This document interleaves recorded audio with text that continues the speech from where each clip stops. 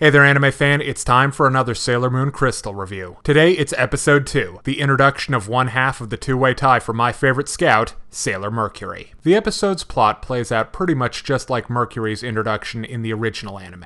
Serena makes friends with Brainiac extraordinaire Amy, or in this case, Ami. Her hobbies include studying,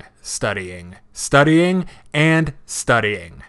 Apparently, in all her reading, she's never learned that variety is the spice of life.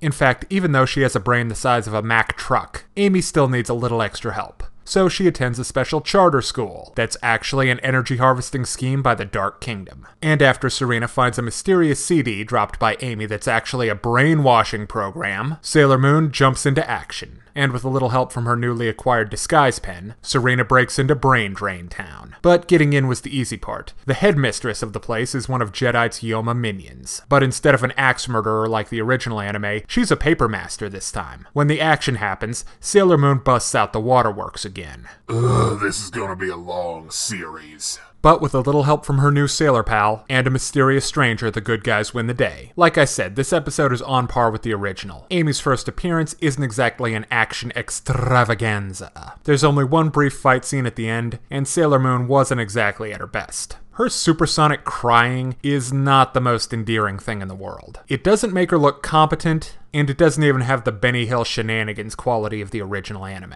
But it's not that much worse than the original, so I kinda give it a pass. Now let's look at Amy. Her transformation sequence is better than Sailor Moon's, mostly because it's faster. Yeah, and birds say tweet, what else is new? The transformations are clearly the animation showcase for Crystal, but I'm just not digging the CGI. Sorry. Sailor Mercury's mist powers are pretty much right on, but she more waterbends the mist into existence rather than firing a bubble beam, which is kind of a neat effect. Personality-wise, Amy's introverted and highly focused, just like always. This is why she tends to be socially isolated and why she needs a friend like Serena, who's just plain obstinate enough to bludgeon through Amy's antisocial bull. And the interactions between these two are the meat of the episode. That's one thing I've always liked about Sailor Moon. Despite being named after the title character, victories are usually a team effort. And I can explain who brings what to the table in terms of both strengths and weaknesses. In her civilian form, Amy, instead of wearing the same uniform as Serena, now sports a baggy sweater and dorky glasses. Okay, I know Bridget, aka Mew Lettuce, Salad. basically completely rips off Sailor Mercury, but now it feels like the original is copying the copy, which is weird. Luna is way more active behind the scenes this time. She somehow rigs an arcade machine to give Amy her transformation pen and Serena the disguise pen. She's also got access to some kind of supercomputer in a pocket dimension. I'm not necessarily fond of her voice though. Private, I'm impressed. When did you learn to speak Japanese? I can't? Then pray tell, what qualifies you to speak on the voice work of this production? Nothing, but I do have an opinion. In the original English voiceover, I liked how they went with a more mature voice for Luna. In Crystal, she has a higher, more youthful voice, and she just doesn't sound like the wise mentor that she's supposed to be. But I could be missing the subtleties. One thing I know I do like is the design of the Yoma so far. They've both been these creepy darkling-looking things, and I hope that's a trend that continues. Next, Tuxedo Mask is still wandering around town in his formal monkey suit. I can't wait to hear the resolution behind that. It's like if Bruce Wayne showed up at work still wearing his cape.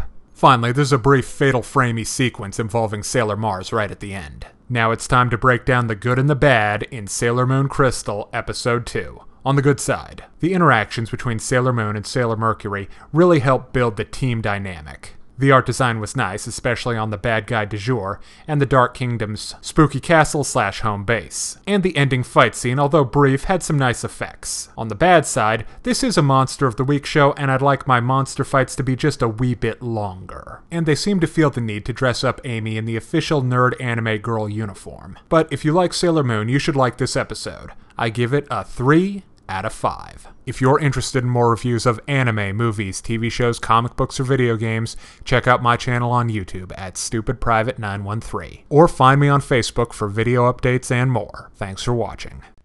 Hey kids, today's show is brought to you by the letter 4 and the number potato! I'm a stupid private.